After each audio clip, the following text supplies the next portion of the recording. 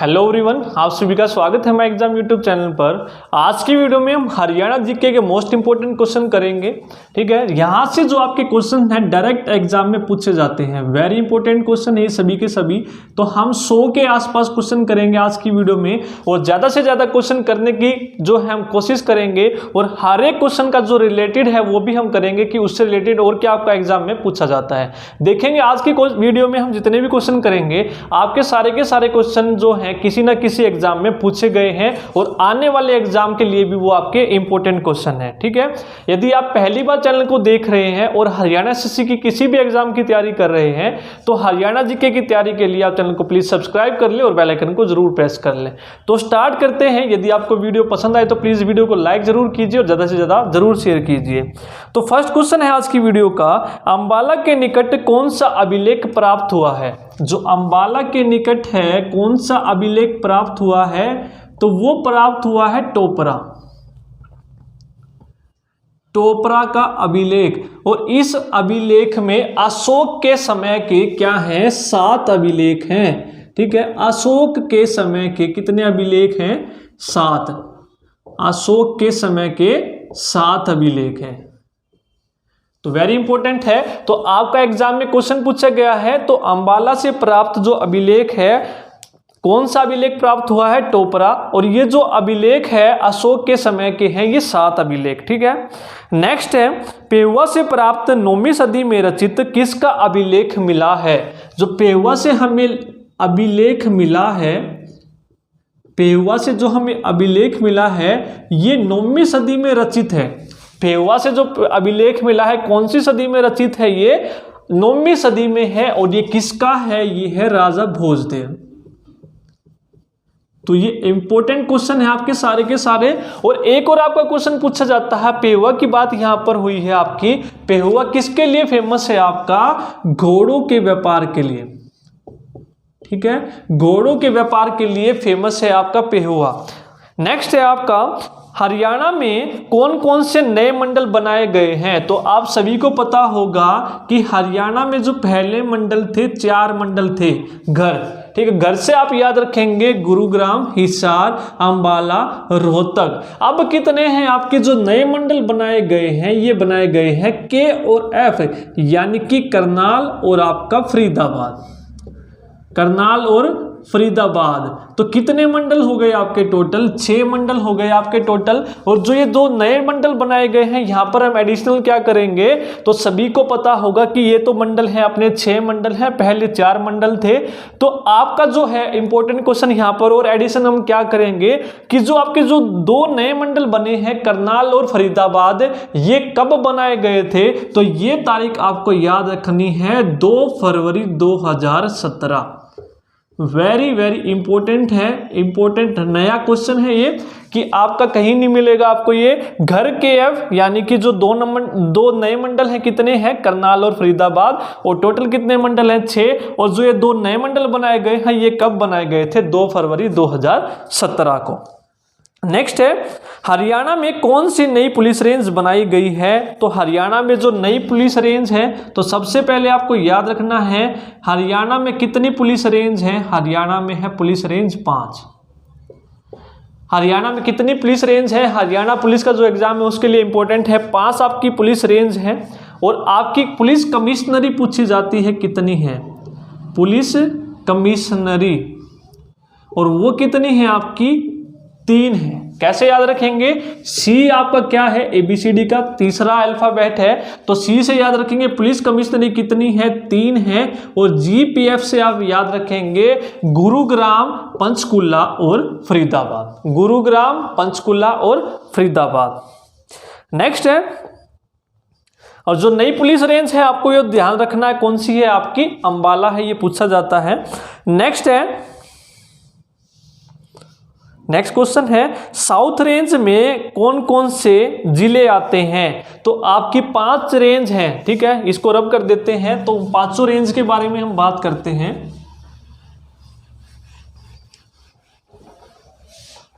तो कौन कौन से हैं आपके? आपको पता है मंडल है आपके घर के एफ।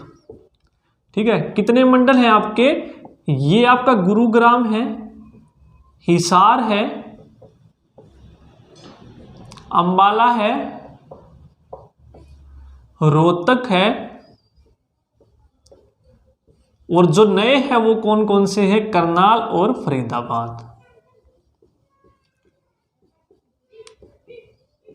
तो इसमें से आप देखेंगे मैंने आपको पुलिस कमिश्नरी बताई कौन कौन सी, गुरुग्राम, फरीदाबाद, और अंबाला रेंज में आपका पंचकुला आता है एक।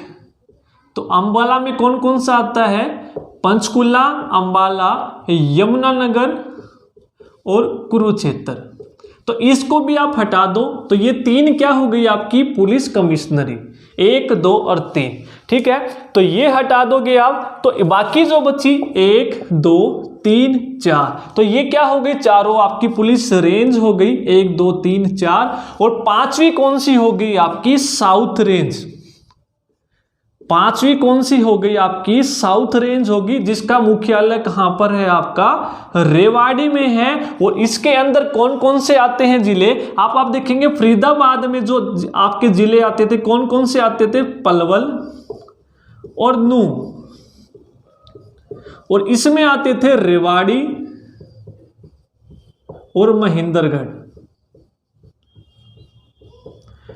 ठीक है, अब आपकी पुलिस कमिश्नरी होगी गुरुग्राम, पंचकुला और फरीदाबाद। तो इसका जो पलवल, नूह, रेवाड़ी और महेंद्रगढ़ बचा है, तो ये चारों के चारों कौन से आ गए, साउथ रेंज में आ गए, और इनका मुख्यालय कहां पर है, रेवाड़ी में है। तो ये आपको 5 याद रखनी है पुलिस रेंज। ठीक है, 1, 2, 3, 4 और 5वीं जो आपके इनके बच गए उनको मिलाकर आपकी साउथ रेंज बना दी गई है। ठीक है, नेक्स्ट क्वेश्चन करते हैं।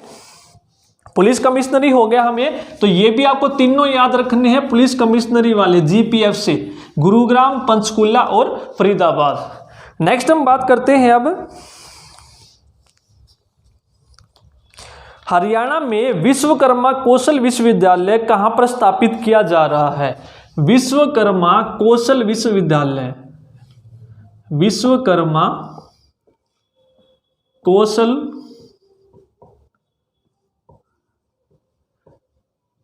विश्वविद्यालय, ये कहां पर स्थापित किया जा रहा है आपका, तो आपका यदि ऑप्शन में मिले विश्वकर्मा कौशल विश्वविद्यालय, यदि आपको मिले ऑप्शन में पलवल, तो आप पलवल लगाएंगे। और पलवल में भी कहां पर, इस पलवल के गांव दुधौला में। ठीक है, पलवल के कौन से गांव में, दुधौला गांव में। यदि आपको ये ऑप्शन में नहीं मिले विश्वकर्मा स्किल यूनिवर्सिटी आपकी कहां पर है, तो आपको ऑप्शन मिलेगा गुरुग्राम।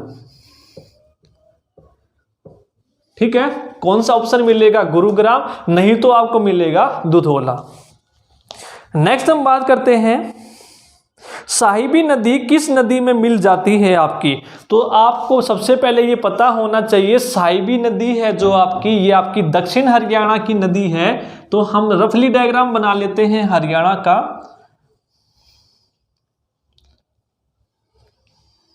तो साहिबी नदी जो है आपकी दक्षिण हरियाणा की, ये रेवाड़ी, ये आपका गुरुग्राम है, रेवाड़ी है, महेंद्रगढ़ है। रेवाड़ी से आपकी एंट्री करते हुए यहाँ पर दिल्ली में, यहाँ पर आपकी यमुना नदी बहती है, और ये कहाँ पर मिल जाती है, रेवाड़ी, ये आपका रेवाड़ी है।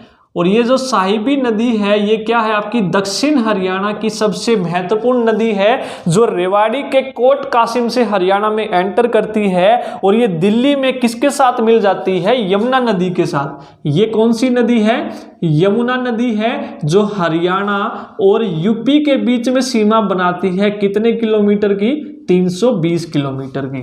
ठीक है, और हरियाणा में ये कहां से एंटर करती है, ताजेवाला से, और ताजेवाला से इसमें से एक पश्चिमी यमुना नहर भी निकलती है। ठीक है, कौन सी नहर निकलती है, पश्चिमी यमुना। तो ये इंपॉर्टेंट क्वेश्चन है, सारे के सारे आपके 320 किलोमीटर की सीमा बनाती है हरियाणा और यूपी के बीच में। और ये भी आ सकता है जो यमुना नदी है हरियाणा को किससे अलग करती है, यूपी से अलग करती है, और जो साहिबी नदी है दिल्ली में कहां पर मिल जाती है, यमुना नदी में मिल जाती है। नेक्स्ट है, कौन सी नदी मोरनी की पहाड़ियों से निकलती है जो अंबाला में बहती है। तो अंबाला में बहती है कौन सी नदी है, इसको रब कर देते हैं। ये हमारा पंचकुला है, ये अंबाला है, ये यमुनानगर है। तो यहां पर आप देखेंगे 4 नदी। आपने यदि मेरी नदियों वाली वीडियो नहीं देखी है तो वहां पर मैंने आपको ट्रिक से याद करवा रखी है। हर एक नदी तो आप देखेंगे कैसे एक घूंट में शरबत पी गया DKSI। ठीक है, तो घ से घग्गर, घग्गर नदी जो है आपकी कालका से पंचकुला में बहती है। ठीक है, और जो टांगरी नदी है ये मोरनी की पहाड़ियों से निकलती है और अंबाला में एंटर करती है। तो ये याद रखना है, कौन सी नदी मोरनी की पहाड़ियों से निकलती है, जो अंबाला में बहती है। तो पंचकुला में मोरनी की पहाड़ियों से निकलती है और कहां पर बहती है, ये आपकी अंबाला में। ठीक है, तो ये कौन सी है आपकी टांगरी नदी। अगर आपने नदियों वाली वीडियो नहीं देखी तो वहां पर मैंने बहुत इजी तरीके से आपको याद करवाई हुई है एक एक नदी। ठीक है, नेक्स्ट क्वेश्चन करते हैं, हरियाणा का हिंद केसरी किसे कहते हैं। हरियाणा का हिंद केसरी किसे कहते हैं, हिंद केसरी।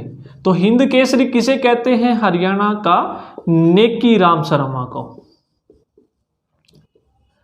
नेकी राम शर्मा।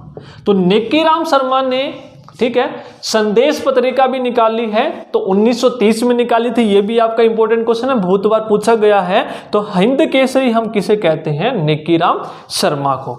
नेक्स्ट क्वेश्चन है आपका, मुहावरा है, इसका अर्थ बताना है लोकोक्ति का, अपना मारे छा में घेरे, अपना मारे छा में घेरे। ठीक है, तो इसका मतलब क्या हो जाएगा, सबको अपने के प्रति आत्मिक लगाव होता है। सबको अपने के प्रति क्या होता है, आत्मिक लगाव होता है। इसका बताना है आपको, अपना मारे छा में घेरे।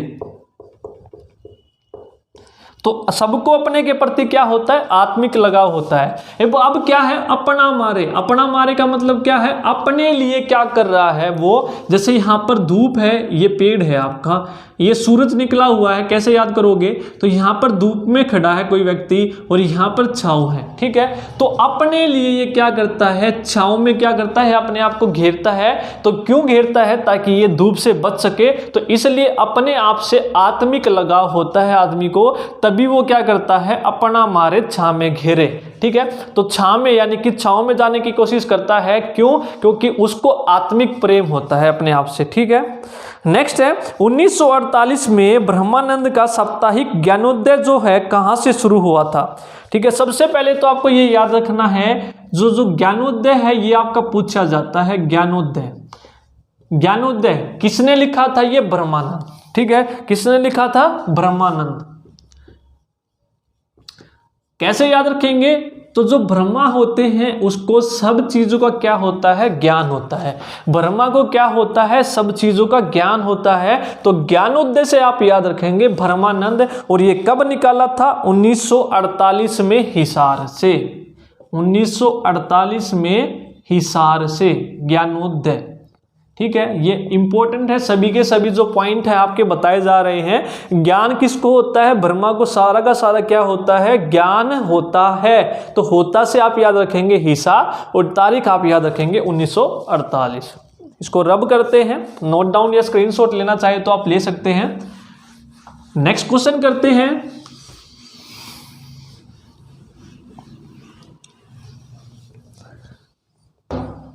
नेक्स्ट है सीमेंट बनाने वाला जो चूने का पत्थर मिलता है कहां से मिलता है। सीमेंट बनाने वाला चूने का पत्थर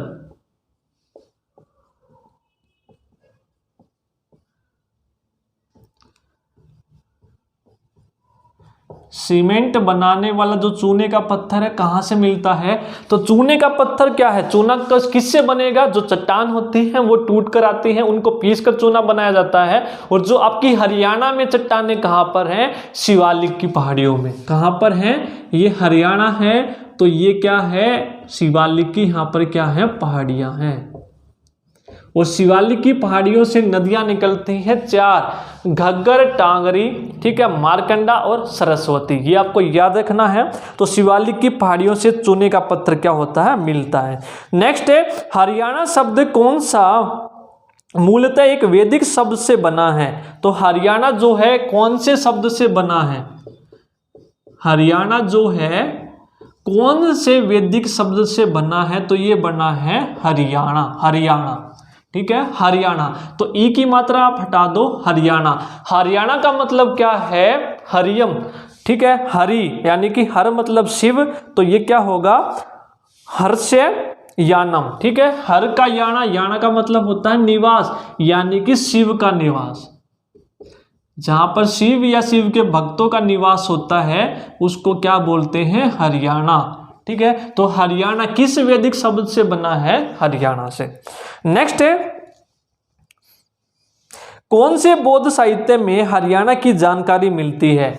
तो जो आपका बौद्ध साहित्य है कौन सा है, वो बौद्ध साहित्य तो जिससे हरियाणा की जानकारी मिलती है। तो दो हैं आपके, मध्यम निकाय, मध्यम निकाय और दिव्य वदान, दिव्य वदान। तो इन दो से क्या मिलती है, दो बौद्ध साहित्य हैं जिससे हरियाणा की क्या मिलती है, आपको जानकारी मिलती है, मध्यम निकाय और आपका दिव्य वदान। नेक्स्ट है, भारत का पहला राज्य जहां प्रत्येक गांव में बिजली पहुंची। तो कौन सा है भारत का पहला राज्य जहां पर प्रत्येक गांव में बिजली पहुंची, तो वो कौन है, अपना हरियाणा। और ये सपना किसका था, बंसीलाल जी का था। 1970 तक प्रत्येक गांव में क्या पहुंचाना था, बिजली पहुंचाना था। किसका सपना था ये, बंसीलाल का था। तो भारत का कौन सा ऐसा राज्य है जिसके प्रत्येक गांव में बिजली है, वो कौन सा है, हरियाणा। नेक्स्ट हम बात करते हैं, हरियाणा में पहली बार राष्ट्रपति शासन कब लगा था। राष्ट्रपति जो शासन लगा था हरियाणा में पहली बार, ये कब लगा था, तो ये वेरी इंपॉर्टेंट है। 3 बार आपका शासन लगा था और तीनों आपको याद रखने हैं। जो पहला लगा था 1967 में लगा था, फिर 1977 में लगा था, फिर 1991 में लगा था। तो तीनों आपको याद रखने हैं। पहला आपसे पूछ ले या दूसरा पूछ ले या तीसरा पूछ ले, 1967, 77 और 91, 3 बार आपका राष्ट्रपति शासन लगा है, ठीक है। नेक्स्ट है, ची बोलना मुहावरे का अर्थ है। तो ची बोलना क्या है, मुहावरे का अर्थ, ची बोलना, ची बोलना, ची बोलना का मतलब होता है तौबा करना, किसी से परहेज करना, भाई तौबा तौबा मुझे माफ करो, ठीक है। तो ची बोलने का मतलब क्या होता है, तौबा करना किसी से। नेक्स्ट क्वेश्चन करते हैं, कौन सी नदी घग्गर में मिलकर बटनेर राजस्थान में प्रवेश करती है। तो कौन सी नदी है वो जो बटनेर घग्गर नदी में मिलकर राजस्थान में क्या करती है, प्रवेश करती है। तो ये आपको याद रखना है, अभी मैंने बताया था हरियाणा। रफली डायग्राम बनाते हैं, हरियाणा, यहां पर घग्गर पंचकुला, यहां पर क्या बहती है, घग्गर नदी। तो ये राजस्थान है। तो राजस्थान के बटनेर में नदी पहले, अब तो सरस्वती नदी है जो विलुप्त हो गई है, तो सरस्वती नदी जो है किसमें मिलकर, आपकी घग्गर नदी में मिलकर क्या करती थी, राजस्थान में प्रवेश करती थी। कौन सी नदी थी वो, सरस्वती नदी थी। नेक्स्ट है, शिवालिक पहाड़ियों से कौन सी नदियां निकलती हैं। अभी मैंने बताया शिवालिक पहाड़ियों से आपको याद रखना है, एक घूंट में शरबत, एक घूंट में शरबत, ठीक है। तो घ से आपका घग्गर, टे से आपका टांगरी, मै से आपका मारकंडा और सै से आपका सरस्वती। शरबत से क्या बनेगा, सरस्वती। तो ये 4 नदियां हैं जो आपकी शिवालिक की पहाड़ियों से निकलती हैं। नेक्स्ट है, जो टूटा हुआ आदमी है उपन्यास, ये किसने लिखा था। टूटा हुआ आदमी सर्वश्रेष्ठ उपन्यास है, ये किसका है, ये मोहन चोपड़ा, ठीक है। किसका है, टूटा हुआ आदमी। ये आपका इंपॉर्टेंट है, बहुत बार पूछा गया है क्वेश्चन में, एग्जाम्स में, ठीक है। टूटा हुआ आदमी जो उपन्यास है ये किसका है, सर्वश्रेष्ठ मोहन चोपड़ा का। नेक्स्ट है, जाटों का प्लेटो किसे कहते हैं। जाटों का प्लेटो किसे कहते हैं, जाटों का प्लेटो, जाटों का प्लेटो किसे कहते हैं, सूरजमल को। किसे कहते हैं, सूरजमल को, ठीक है, याद रखना है सूरजमल को। नेक्स्ट क्वेश्चन करते हैं, तो यही फायदा है आपका इस सीरीज का कि कम समय में ज्यादा से ज्यादा क्वेश्चन करना, और जो भी आपके इंपॉर्टेंट क्वेश्चन है, जैसे हमने कोई क्वेश्चन किया उससे रिलेटेड आपका कोई इंपॉर्टेंट क्वेश्चन बनता है तो वो भी हम साथ के साथ करते चलेंगे। नेक्स्ट है आपका, किस झील में दूर दूर से सैलानी आते हैं? तो कौन सी झील है आपकी जिसे देखने के लिए दूर दूर से सैलानी आते हैं? कौन सी झील है आपकी? तो आपको बताना है ये सुल्तानपुर झील है, और ये कहां पर है? गुरुग्राम में है, सुल्तानपुर झील। और ये क्वेश्चन हम यहां पर बात हुई है सुल्तानपुर की, तो ये झील किसके लिए फेमस है? तो ये फेमस है साइबेरियन सारस के लिए। किसके लिए फेमस है ये? साइबेरियन सारस के लिए।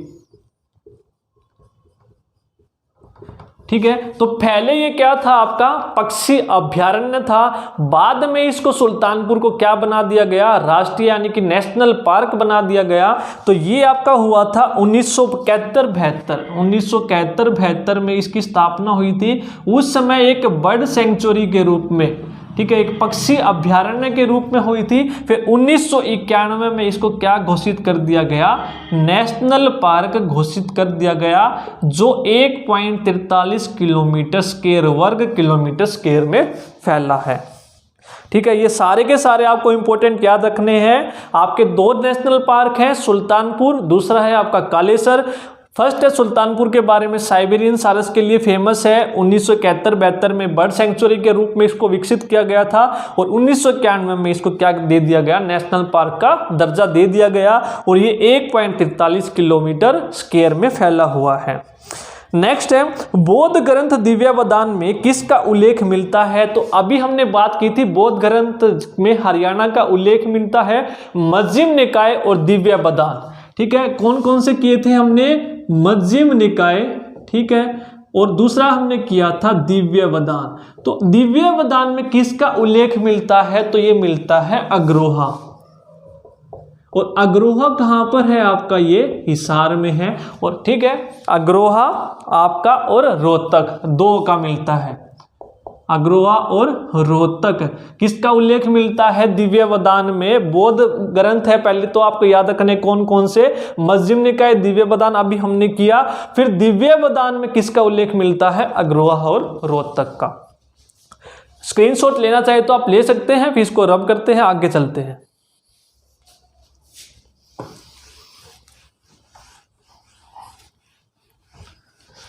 नेक्स्ट क्वेश्चन है, हरियाणा में न्यूनतम जो वर्षा होती है कहां पर होती है? तो ये अपना हरियाणा है, रफली है। तो जो सबसे न्यूनतम जो वर्षा होती है यहां पर होती है दक्षिण पश्चिम में। ठीक है, ये क्या है? पश्चिम है, ये दक्षिण है। तो दक्षिण पश्चिम में सबसे न्यूनतम वर्षा होती है, और सबसे ज्यादा पूछे तो उत्तर पूर्व में। कहां पर होती है? उत्तर पूर्व में। दक्षिण पश्चिम में सबसे कम वर्षा होती है। नेक्स्ट है, राज्य के किन जिलों को संयुक्त रूप से धान का कटोरा कहते हैं? तो धान का कटोरा किसको कहते हैं संयुक्त रूप से?